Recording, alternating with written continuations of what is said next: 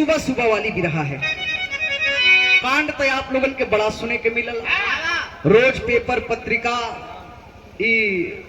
Mobile पर आप लोग न्यूज देखत छुआ, कहीं यहाँ रेप हो गल, कहीं वहां जौन बा छेड़खानी हो गई, कोनो दू परिवार में जमीन जायदाद के लेके जौन बा गोली चल गल, भाई भाई में कटौवल हो गल मेहरारू के चलते, कोनो चार लड़का कमाई कोनो लड़कन के संगे जौन बा फुर्र हो गई, कोनो सासा जौन बस दमादे से बियाह कर लेलस।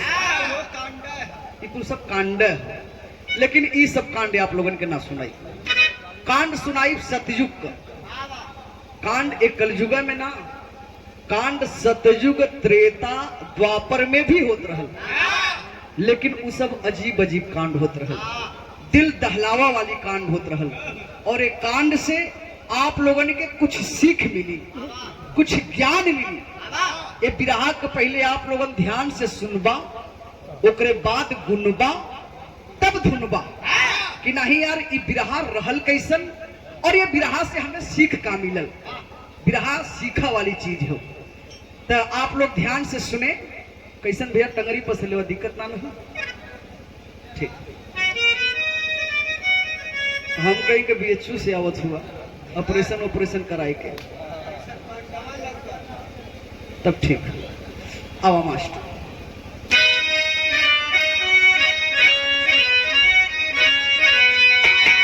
दानिया की कहानी अमर सत्य है, बिक गए खुद हरिश्चंद्र जी दाने में, दान देकर शिविर जान कुर्बान की, देवताओं के हित और सम्मान से कर गए नाम रोशन, जहां हिल गया मोर ध्वज से परीक्षा कराई गई, इंतहा चाल चंचल की अव्वल बनी, जबकि उनसे भी इच्छा जताई गई।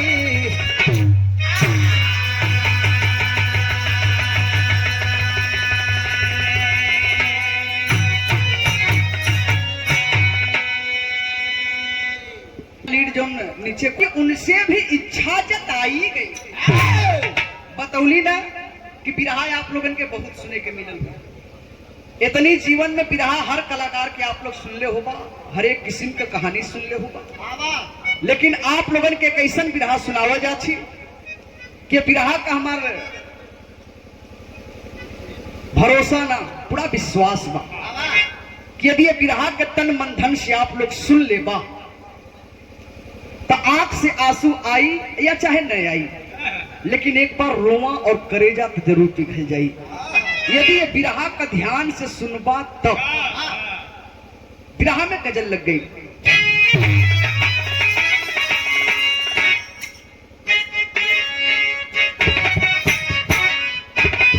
बस बस यह गजल का लाइन हो जौन की मास्टर संकेत दिलन, कोनो आशिक चाहे कोनो मर्द अपने मेहरारू से कहलस ठेठ भाषा में, का हो का कह कि मेरे दिल के धड़कनों को, मेरे दिल के धड़कनों को जगाया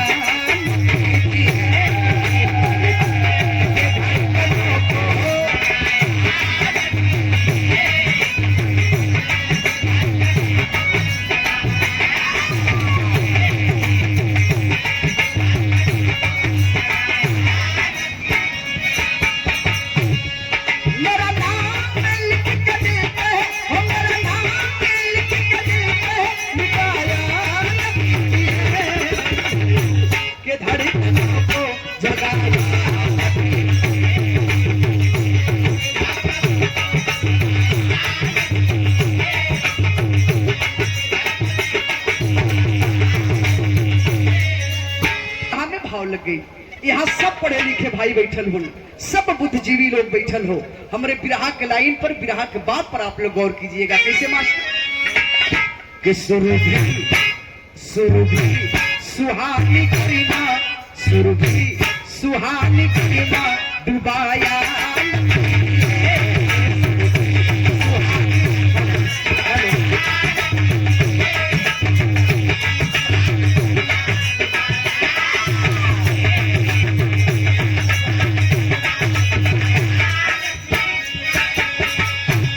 लिखे के पड़ल कि सुरभि सुहानी गरिमा डुबाया न कीजिए, भक्ति की दिव्य ज्योति बुझाया न कीजिए।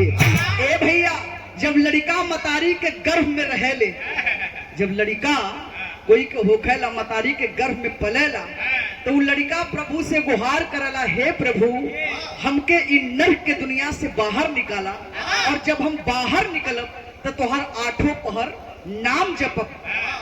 कौ पहर? आठों पहर। लेकिन जब लड़का धरती पर गिरेला, 8 पहर तो छोड़ दा, 1 पहर भी जौन बा प्रभु का नाम ना ले छोई। लेकिन धीरे धीरे जब लड़का वह जवान होखेला, कुछ दिन तो जौन बा सौरिये में दिन बीत गल, तेला तासल लगत दिन बीत गल, तनी जवान भैला गुल्ली डंडा खेले लगल, तनी वहू से जवान भैला पढ़े जाए लगल, तनी वहू से जवान भैला ढेर लड़का लंठाई करत है, बियाह माई बाबू करा देला। मेहरारू घरे में आगल मौज करत हूँ, हाँ माया में फंस गई, सबकर दुनियावी बात करत है। और जब तनी पुरान भैला लटकानी आई तो हे राम का याद आयल। लेकिन अइले के साथ साथ बुढ़ऊ दादा लोग सोचेला कि तनी 2-4 बीघा और कहीं ले ले तो बेटवा पतो फैल से रहता। कहे ना बेटवा पतो पचनत्ती मारे, लेकिन बेटवा पतो के विषय में सोचे ना। लेकिन हम बता दही कि 184 योनि के बाद ये मनुष्य के शरीर पौले हुआ। जब पौले हुआ तो एक व्यर्थ जीवन न गवावा, व्यर्थ जीवन न गवावा, झगड़ा लड़ाई करके जीवन न गवावा। और सुन ला ना ढेर तो यही जीवन में 2 मिनट के 5 मिनट के समय निकाल करके जौन बा सतगुरु स्वामी के स्नेह लगा लेवे के चाहिए। और सबसे बड़ी यही लड़कन के बात हम करत थी, सतगुरु स्वामी के भी पीछे रख दा। मतारी बाप का पूजा कह दे, दुनिया का 4 धाम का पूजा हो गई। लेकिन आज के जनरेशन कहाँ समझे भैया, मेहरारू आए गई काम गड़बड़ाई गया, लायक आयल तो ठीक ठीक, नलायक आयल तो चल लेके बहरे, नहीं तो तुर मोछ कबार ले। कहानी का शुरुआत है।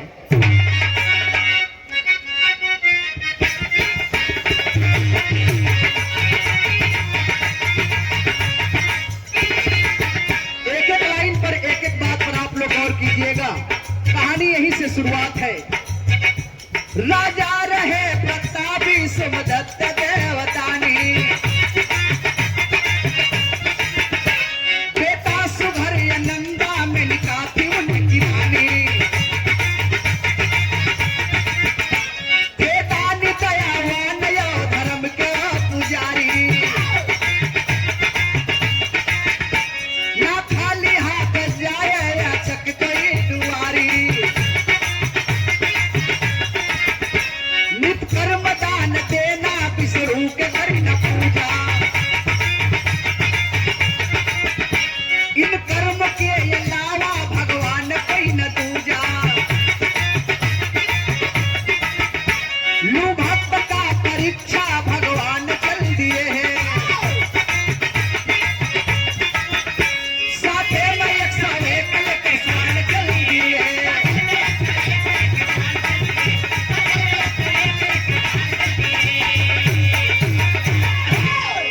बात के आप लोग समझ ला, बड़ी दानियन के आप लोग बिरहा सुन ले होगा, लेकिन आप लोगन के ऐसा दानी के बिरहा सुनावत थी कि बिरहा के आप लोग पहले सुना। राजा सोमदत्त देवदानी जवन के उनकरे परिवार में उनकर धर्म पत्नी मेहरारू के नाम मेनिका बतावल गई।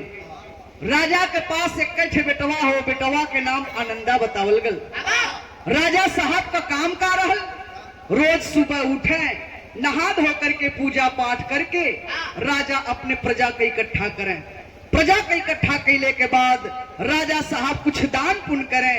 दान पुण्य कैले के बाद राजा अपने प्रजा को यही सीख दे कि ऐ मानो मुट्ठी बांध के आयल हुआ हाथ पसार के चल जाएगी। जब आयल हुआ तो अच्छा कर्म करा, अच्छा व्यवहार करा, ताकि मर गईले के बाद भी आदमी नाम ल। तो हल गल भैया आपन लोग कहले हुआ आदमी मरे के मर जाला लेकिन ओकर कीर्ति अमर रहेले। जे जैसन करला ओकर वैसन गवाला भला करी भला गवाई, बुरा करी बुरा गवाई। लेकिन गवौले का तरीका बदल जाई। यदि कोनो भल मनई मरी है तो का कही है यह समाज की बाय है रे, भगवान के ऐसा ना चाहत रहल, बड़ा जल्दी बेचारू चल गया, बड़ा दयावान रहना, बड़ा दिलदार रहना। यदि कोनो दारूबाज मर जाई, कोनो गुंडा बदमाश मर जाई तो ओहू के गुणगान होई, लेकिन करी है कैसे? ए मरा सरवा दारू पी पी के मरले है कि एकदम लइकन के बिलल्ला बनाए देले हो। लइका को ऐसे ही पहंगवा भैल हुआ और ये सरऊ पी गेल, अब पियना दातली पोर के चल भी गई। अब के देखिए गवाही जरूर, लेकिन राजा साहब अपने प्रजा से बड़ा प्रसन्न रहे और प्रजा भी राजा से बड़ा खुश रहे कि बारे भगवान यदि कोई के राज में राजा दिया तो हमारे राजा नियर। देखा भैया बात रहल, आनंदा कुछ देर से सुत गिलन, माई के चिंता होखे लगल। आ जब माई के चिंता होखे लगल बेटवा जगावत छिन कैसे मास्टर?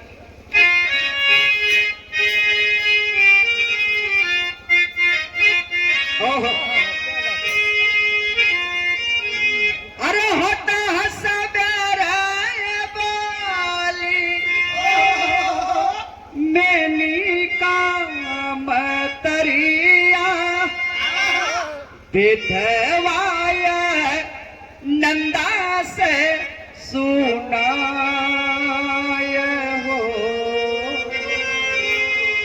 के पिता के पूजन खातिर अरे लावा तू सुमनवा के अरे पहुँचे फूल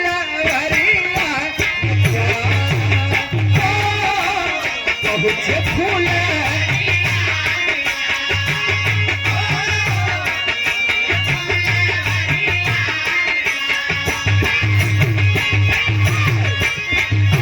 माई जगावत छिन ए बेटा ए लाल, सुबह हो गल ये लाल, तोहरे बाबू के पूजा करे के वक्त हो गल, कब जइबा फूल लियावे, कब तोहर बाबूजी पूजा करिहन।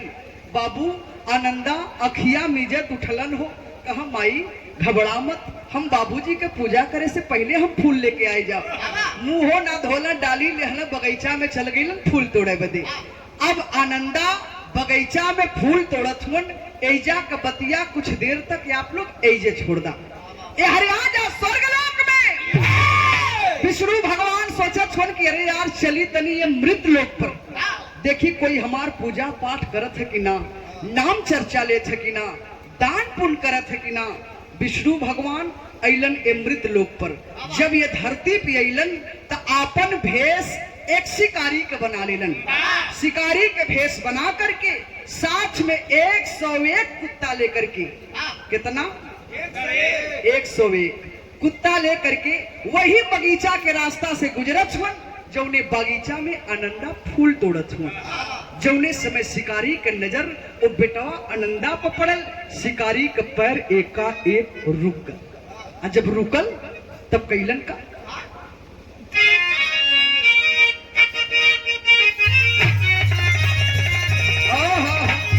यह गीत का लाइन हो, कोनो मिलिट्री के जवान गौना कराए के घरे दुल्ही लियल हुआ, सीमा पर से फोन आ गल है जवान जितना जल्दी हो सीमा पे आने का कष्ट करो, लड़ाई छिड़ गई है। यह मिलिट्री वालन के जीवन है भैया। यदि वो लोग ना रहता तो हम और आप अपने बाल बच्चन के संगे सुखी परिवार में ना रहती जा। आज उन्हीं लोगन के देन हो, छोड़ के जनबा जात हुन, लेकिन जवन नईकी दुल्हिया आई रहल वो एक बात कलस का कलस, अरे पक्की सरी से बाती राउरी रे, अरे सबेरे कल अरे चली जाई हरा जी। गीत का लाइन रहल। देखा गीत हम बहुत ज्यादा आप लोगन के ना सुनाई, ऐसे ना सुनाई कि कहानी से आप लोगन के जनपा दिमाग हटे ना। बात वही रहे, शिकारी का कैलन कहानी हाथ जग में पालवान, कहानी हाथ जग में पालवान, शिकारी को मारा लालना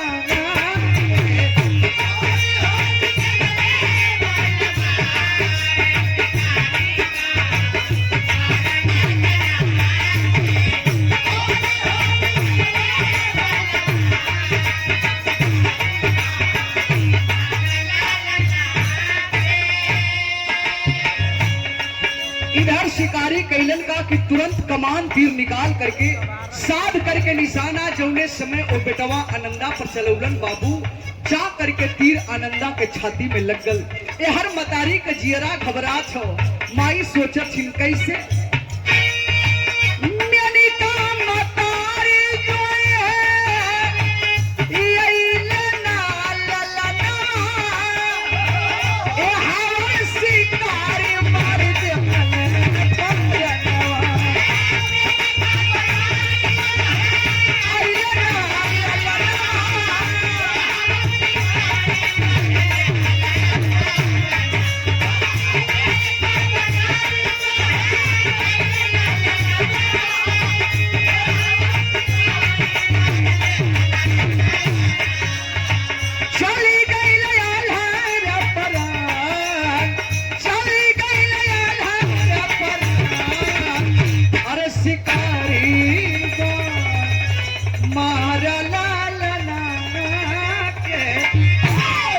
जौने समय माई त माई होलिए भैया माई के जियरा घबरा छो बेटवा आयल ना कब्बा गए फूल लियावा मन बड़ा घबरा छो।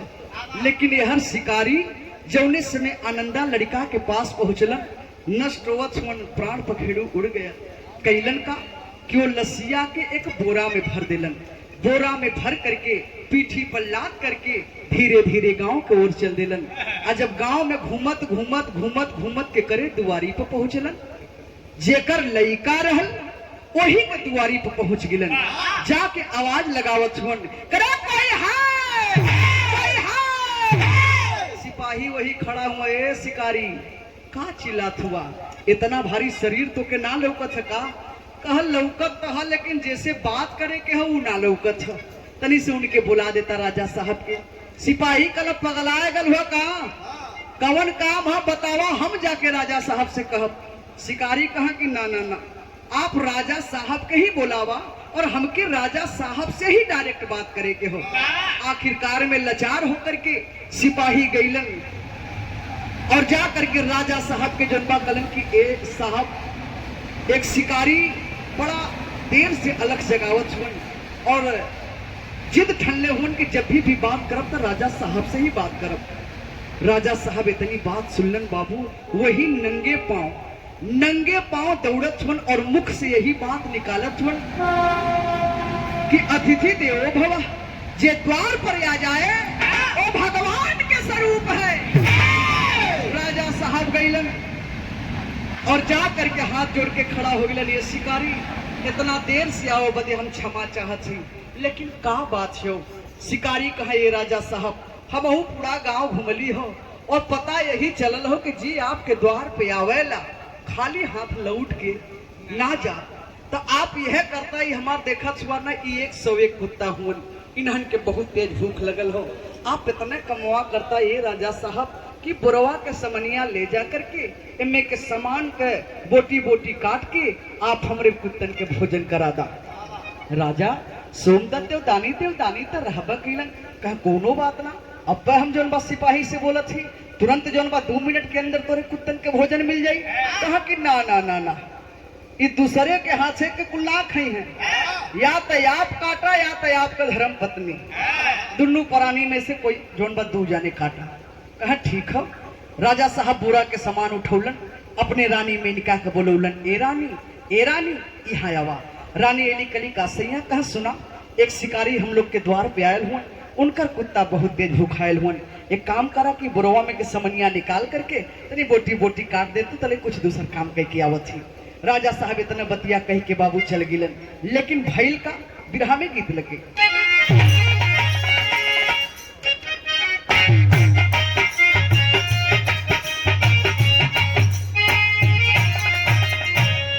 यह गीत के लाइन बा खास कर बहन बिटिया मतारी हमरे और आप के जोन बा घरे के शादी ब्याह में ही खास कर जोन बा गीत गावे कैसे मास्टर झाझर मारवा जिन छा वही गाय बाबा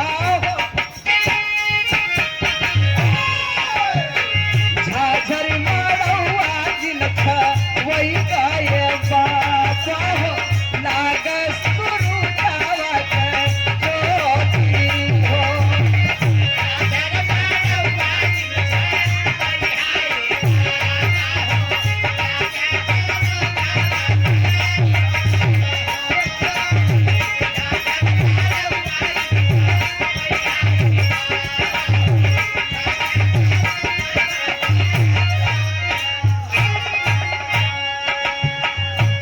लेकिन इत गीत के लाइन रहे रानी मेनका जौने समय बोरा के मुंह खोले लगली उस समय भइल का मास्टर अरे बोरवा के मुहवा जब खोलली मतरिया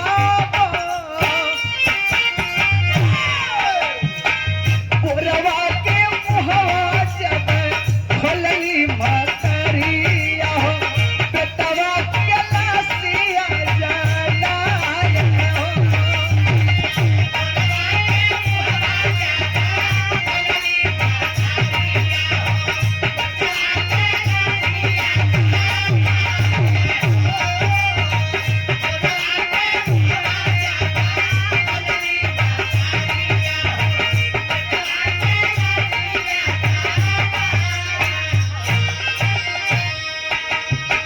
रानी मेनका उ बोरा का मुंह खुलली बाबू जौने समय उम्मे के समान पलटली धाकत करीजा का दरस ये भैया छाती पीट पीट के रोवे लगली ए बाबू राजा साहब की आवाज देख के बोलावत छी ए राजा साहब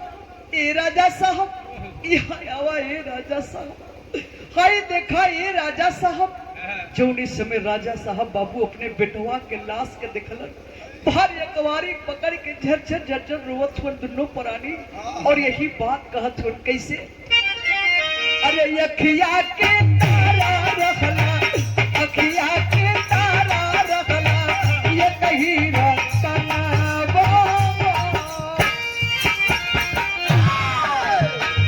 अखिया के तारा रखला ये कहीं रखना हो कहवा तो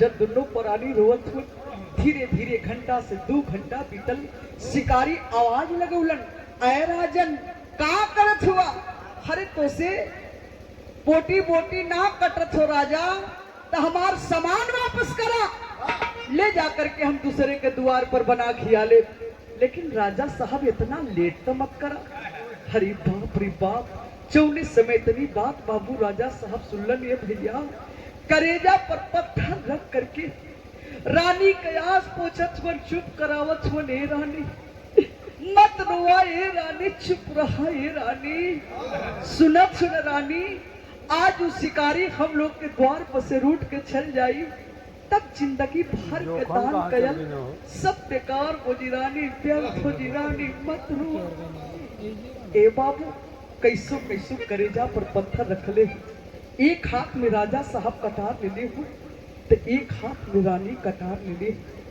एक के पैर बेटवा के राजा साहब बोटी बोटी काटत छोने भैया तो एक के पैर रानी अपने बेटवा को बोटी बोटी काटत जौने समय रानी के खंजर बेटवा के छाती पर चलल ये बाबू कलेजा का एक टुकड़ा कट करके यहाँ करके रानी के यहाँ चल में गिर कर रानी अपने हथवा के देह के निहारत के बारी कमार जौने हाथ से अपने बेटवा के दूध पियोली जौने हाथ से अपने बेटवा का इतना बड़ा कैली आज हमार वही हाथ अपने बेटवा का बोटी बोटी काटत आखिरकार भइल का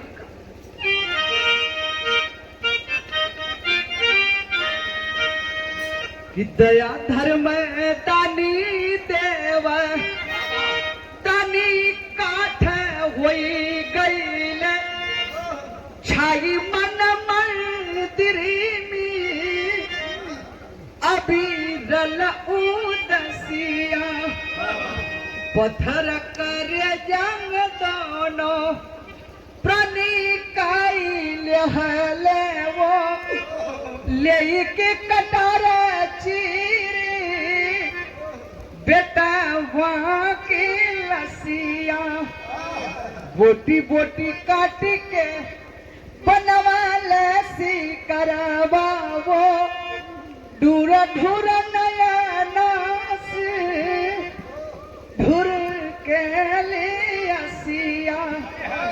एक सवैया ककुट वन के भोजन न बनाई दिहल बुझ गई शिकारी की मन के पियसिया।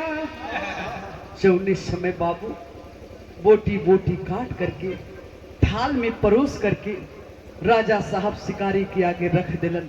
ला शिकारी ला, अपने कुत्तन के भोजन करा दा। उस समय भैल का बिरहा में टेरी लग गई।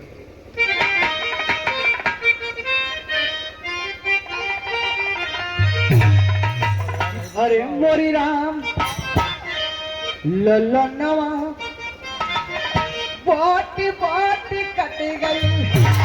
अरे ललनवा अरे बोटी बाबा काटी ललनवा बोटी बोटी कट गई।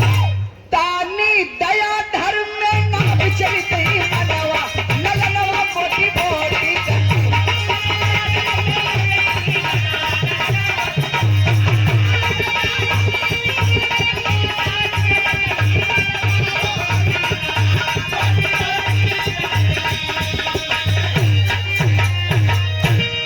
ललनवा बोटी बोटी कट गई। धानी दया धर्म में ना विचलित मनवा ललनवा बोटी बोटी कट गई। मारब दांत भीतर चल गई। ठीक है, ये मतलब का निपोरी ना ठीक लगे। जौने समय बाबू कुत्ता भोजन कह लेला, राजा साहब हाथ जोड़ करके वो शिकारी से एक बात कहलन। का कहलन?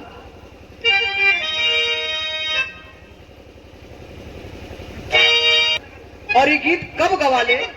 दीपावली के ठीक 6 दिन के बाद छठ पड़ेला और बहन बिटिया मतारी ठीक यही समय जाली तो गावे का गावे कि हरियर अरे बसा के बहंगिया अरे बहंगी लचकत जाए। यह गीत गावे लेकिन बात वही रहे, कहानी हटे न। राजा साहब ओ शिकारी से कहलन कि शिकारी का कहलन कि दोनों प्राणी अरे बोले सारी कारी कि दोनों प्राणी अरे बोले सारी कारी अरे ये गोविंदती हमारी।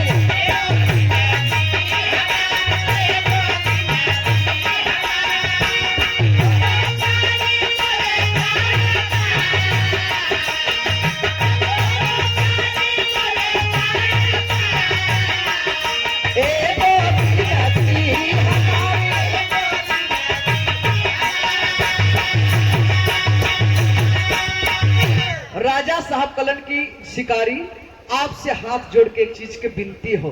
विनती का हो कि आपका कुत्ता तब भोजन कह लेना, अब तनी से आपो बतौता तो आपो के कुछ भोजन ग्रहण कह लेता, ओकरे बाद यहाँ से प्रस्थान करता।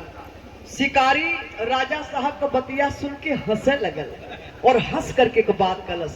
और ये देखे बात कलस का कहलस कि आज तक हमके कोई ना दिहलस भोजन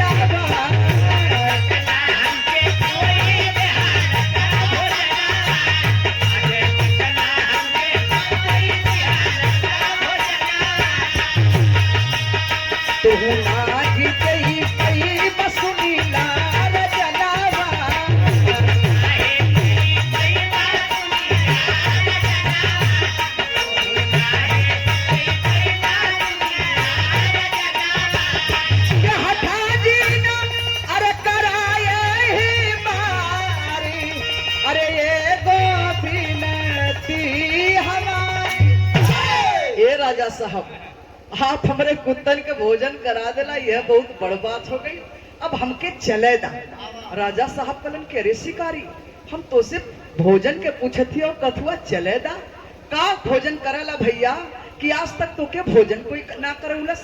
तू कह के तो देखा और हमरे द्वार से तू बिना भोजन कैले लौट जाइबा तो ये हमार अपमान हुई और हमार वादा हो तो से कि तोके हम भोजन कराई। तू कह के तो देखा ए भैया,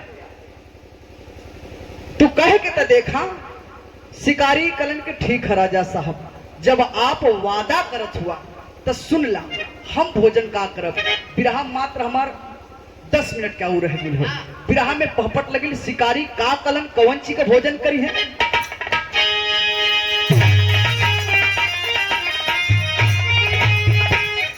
तू जानत हुआ ना, तू एक पत्ती बढ़बा हम 4 पत्ती बढ़बा, तो जिंदगी बचौले रहा सवेरे सवेरे के टाइम का कि कहा शिकारी हर मानव और बचनवा भोजन करबे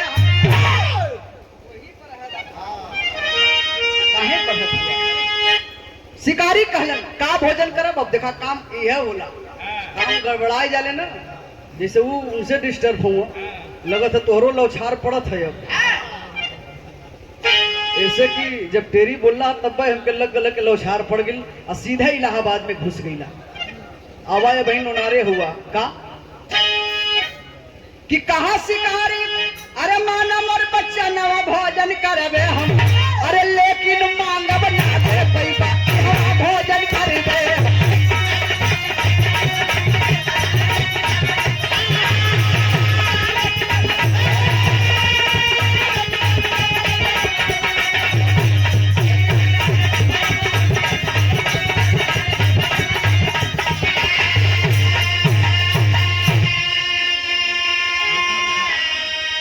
शिकारी बतावत हुन कि हम भोजन का करब का कल। अरे गर्भ में पलता 6 माह का अरे बच्चा यहाँ लिया हो, अरे बोटी बोटी करके जल्दी अरे सबने मोर पकावा हो। ये हमारे अरे दिल के बायर मनवा भोजन करबे, अरे सुनत जैसे गिर गईले अरे बातारवा भोजन करबे हम। कहे कि सुनला हम भोजन का करब जौने औरत के पेट में 6 महीना का बच्चा पलत हो, वही औरत के तू पेट चीर करके और 6 महीना का बच्चा के हमारे सामने लिया वा और अपने हाथ से राजा साहब वो बच्चा का बोटी बोटी काटा, शिकार बनावा पकावा। और एक बात और राजा साहब, वो बच्चा का बोटी बोटी काटत समय तोहरे आंख से एक बूंद भी आंसू ना गिरे के चाहिए। यदि गिर गल तो हम तोहर भोजन ना करब, वो भोजन जनबा अपमानजनक हो जाई। हरी बाप रे बाप, जौने समय तनी बाप बाबू राजा साहब सुनलन लगल यही आसमान टूट के यही छाती पर न गिर गल भैया। सोचत वन कवन औरत अपन पेट चीरे देई, कैसे वो औरत के हम पेट चीरब। राजा साहब यही बतिया सोचत महल के अंदर जात हो, भैल का बिरहा में आल्हा लगे। यह पता कि है के जिंदगी भर के दान का अरे ये मन कोई जगह भैया दानी देवदानी कर मन में बिचाना मनवा मलीना कमा इन लख भैया बाबू सुना हो सजना से बुरा कई सरदाना। रानी कली की सैया बतावल उस शिकारी भोजन का करी है, हम झट दे बना देते और वो भोजन कैली है। हरी बाप रे बाप, जौने समय तनी बाप बाबू राजा साहब सुनलन, रानी के बाहर कवाड़ी पकड़ के बाबू झट रोए लगला। ये भैया कहत बनी रानी वो शिकारी से पूछली है तो कहला है कि जौने औरत के पेट में 6 महीना का बच्चा पलत हो, वही बच्चा के हम भोजन करब। अब बतावा रानी कि कौन औरत अपन पेट चीरत यही है रानी, कैसे वो शिकारी का मन का मुराद पूरा करी, कैसे अपन वादा पूरा करी। रानी समझावत ही सैया चिंता मत करा। तू समझौली कहत का कही कि आज हो का पीना हो भोजनवा कैले जय है नाम हम नवा सैया ये बावो निकार और पेटावा अंगार। रानी दौड़ल गए हैं और जा करके म्यान में से तलवार खींच ले हैं, लिया करके राजा साहब के जनबा हाथे में थमावत थी। राजा साहब कहला कि अरे पगली पगला गई का रे पगली, कौन औरत अपन पेट चीरे दे रे पगली। कैसे वो औरत के हम पेट चीरब। रानी समझावत छी ने सैया तो के कहीं गईले के जरूरत ना हो। वो बतावत छी समझावत छी का आज 6 महीना के गर्भ में ललटावा सैया ये बावन कार मोर के टंगवा के फंगार। अरे बाप रे बाप जौने समय तनी बात बाबा राजा साहब सुनलन जौन तलवार हाथे में रहल छुट के धरती पर गिर गल कहा कि ना रानी ना ये हमसे ना वही रानी अपने भड़के बेटवा के तय से खो दिली कि ना खोल चाची। रानी समझावत छी सैया तू वही राजा न हुआ जौने समय अपने बड़के बेटवा के हम बोटी बोटी ना काटे के तैयार रही। आप हमारी आस पोछत रला चुप करत करावत रला के चुप रहा नहीं तो जिंदगी भर के जन्मा दान कर सब बेकार हो जाई। और आज वही शिकारी तोहरे द्वार पर से रूट के चल जाई तब जिंदगी भर के दान कर सब बेकार ना हुई राजा व्यर्थ ना हो जी राजा। उठाना तलवार के फिर दोबारा रानी हाथे में तलवार देले हो। राजा साहब के पूरा देह कापत हो। एक ओरे रानी के चेहरा तो एक ओरे औलाद के चेहरा तो एक ओरे पूरा समाज के चेहरा झलकत हो। आखिरकार राजा साहब कैलन का लोही के कटार चीरे रानी के ऊपरवा राजा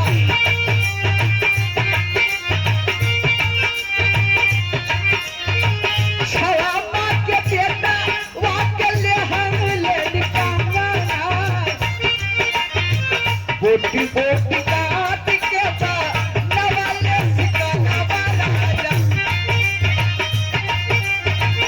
यहले परोसी कहे खलान सरकार। रानी कली के सैया अब काम आगे बढ़ावा। आखिरकार में लाचार होकर के राजा साहब हाथ ऐसे ही गनगन गनगन कापत हो तलवार हिलत हो हाथ से। कैसो कैसो बाबू रानी को उदर के चिरलन वैसे ही खून से लतपत हो 6 महीना के बेटवा लेके राजा साहब करेजा पाथर कई के जनबा चलल हुन एक हाथ में बेटवा ले बनते एक हाथ में तलवार ले लेके जब चललन बाबू रानी घायल अवस्था में है। रानी घायल अवस्था में ही भैया राजा साहब के पैरवा जनबा पकड़ ले छट छट छट जब माई तब माई बोलिए भैया कहती नहीं राजा साहब तनी एक बार खाली जनबा लाल के चेहरा दिखा देता। राजा साहब समझाओ मन के अरे पागल जो औलाद अपने नसीब में हैया ना हो के तू देख के का कर। लेकिन रानी रोवत थी कि ना सैया ना खाली एक बार दिखा दा। राजा साहब कलन के अपने मन के मनावा हम ना दिखाई लेके बाबू वैसे ही चलन वो एक के बाप हुन उ बाप अपने 6 महीना के बेटवा के बोटी बोटी काटत हुन लेकिन आंख से एक बूंद भी आंसू ना गिरत हो। और जोने समय बोटी बोटी काट करके भोजन बना देहलन थाल में परोस देहलन शिकारी के आगे हाथ जोड़ लेलन शिकारी आवा आज तक तो के कोई भोजन ना करवले रहल ना आवा तू भोजन कैला। शिकारी कलन ये राजा साहब कुल तो ठीक बा आप हमके भोजन भी जनबा परोस देहला लेकिन छोटा सा एक मनोकामना आउल हो। राजा साहब हर में जुआरी नियर सोचत हो कि हमरे पास का रह गल हो का रह गल कि ये शिकारी के हम मनोकामना पूरा करब। लेकिन शिकारी कहलन विरह का आखिरी हो थोड़ा और वैल्यू बढ़ा दा वैसे ही जब हम बढ़ाई तो पता चले विरह का आखिरी करिए। शिकारी कहलन आखिरी मनोकामना का कहलन कि कहा शिकारी अरे यार ममर पूजा राजा जी अरे कहा शिकारी अरे यार ममर पूजा राजा जी अरे बेटवा रानी के समानवा बोलावा राजा जी।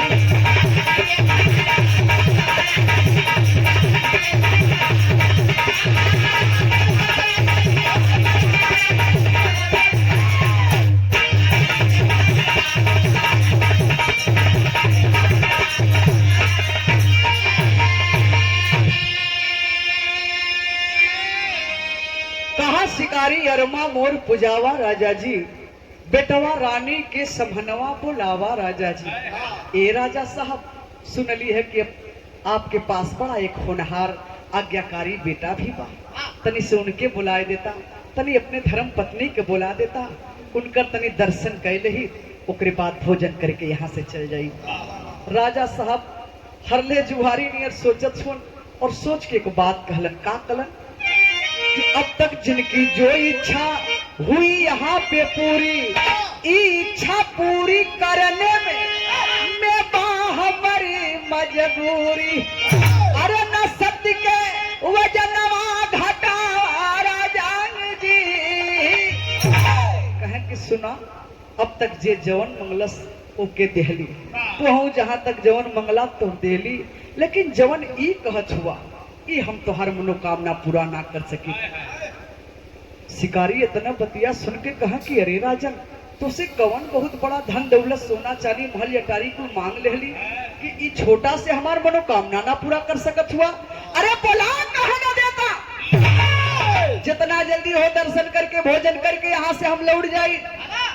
राजा साहब बाबू जवन कुछ टाइम के लिए याग दिल में बुतल रहल तुम धधक खैले भैया। राजा साहब हाथ जोड़ के खड़ा हो गिलन। ए शिकारी, पेटवा के बुलावे कछुआ, पेटवा रहल ए शिकारी, वही पेटवा के तू बोरा में भर के ली अइला। हम ये बद नसीब बाप ये शिकारी कि अपने पेटवा के बोटी बोटी काट करके तोहरे यही कुत्तन के देली भोजन करे बदे। रानी के बुलावे कछुआ, रानी भी रहली, लेकिन जौन आप कला हो कि 6 महीना का बच्चा का भोजन करब तो वो कोनो दूसरे औरत का पेट ना चिरे करेली। अपने रानी मीन खा के पेट चीर करके अपने 6 महीना के औलाद के वो औलाद के ये शिकारी जौन औलाद की धरती पर पैर ना रखलस, जौन औलाद दुनियादारी ना देखलस, ओ औलाद के बोटी बोटी काट करके तोरे आगे ये रख ले। अब बतावा शिकारी, कौने बेटवा के बोलाई शिकारी, कौने बेटवा के बोलाई, कौने रानी के बोलाई शिकारी, कौने रानी के बोलाई। राजा साहब झरझर झरझर रोवत घुटना के बल हो गिला। शिकारी सोचत होनी, अरे बहुत दानी देखे मगर राजा सोम देते दानी के नीचे देखे। ए राजा साहब का रोवत हुआ? अरे तनी पिछावा पलट के देखा।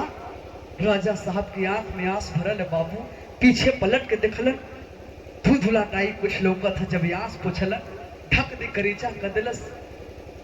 देखत हुन कहा कि हमार रानी मेनिका खड़ी हो, हमार बेटवा आनंदा खड़ा हो। हाहास पान के दौड़ला ये बाबू, ऐसे गले लगत हुन जैसे गैया बछरुआ के चुमा। ये बाबू चुमत हुन ई आंस के भी कवन कवन रूप होखेला, कब खुशी को हो जाई कब गम को हो जाई, लेकिन जो आंस गिरत हो खुशी के आंस गिरत हो। फिर सोचत हुन कि आखिरकार ई भयल कैसे। आगे देखलन, आगे का देखलन कि शिकारी गायब, शिकारी हैया ना, शिकारी के जगह पर विष्णु भगवान साक्षात हमरे घर में पधारल हो। ई देखा मेहरारू बचवा का देखलन तो दिल में बड़ी खुशी भई। विष्णु भगवान का देखते फिर राजा साहब झरझर झरझर रोए लगल। कहा कि ये प्रभु हम न जल्दी, ये प्रभु कि आप हमरे घर में पधारल हुआ, नहीं तो प्रभु ये बेटवा मेहरारू मने का होला, अपने शरीर के बोटी बोटी कटवा करके आपके आगे रखवा देती। प्रभु हम न जल्दी कि आप हमरे घर में पधारल हुआ, यदि हमसे कोनो गलती हो गल हो भूल चूक में तो हमके क्षमा करिहा। विष्णु भगवान हंसत हुआ, अरे पागल तो से कोनो गलती ना भैल हो, मांग ले वरदान, जो भी वरदान मांगना है दिल खोल करके वरदान मांग ले। राजा साहब हाथ जोड़ने हुआ, कहा प्रभु का मांगी? हरे जौन मांगे कर तो आप हमके बिना मंगले दे दिला, और ऐसे बढ़ के ई प्रभु कि आप हमारे घर में आकर के साक्षात हमके दर्शन दे दिला और ये पूरा हमारे महल का धन्य कर दिला, इससे बढ़ के का चाहिए। लेकिन हाँ प्रभु आपसे हाथ जोड़ के एक चीज के विनती हो, विनती का हो कि इतना भारी परीक्षा इस सतयुग में तो आप हमसे ले लेला, लेकिन इतना भारी परीक्षा एक कलयुग में कोनो भक्तन से मत लिहा, नहीं तो कुल हम रही नियर भक्त ना मिल जाई है। पोलियो का सुई मारनी है। का करिए? पोलियो का सुई। और भैंसिया जौन बचुआ मर जाला जौन लगावल जाले पेनो ठोका माई से मिल जात तो पहले तोके ठोकी थे। समय भी हो गई है तो कह तो ई रहल सतयुग का कांड। एक कलयुग में सतयुग वाली कांड हो जाई तो बतावा यहाँ का भक्तगण जिए दी है।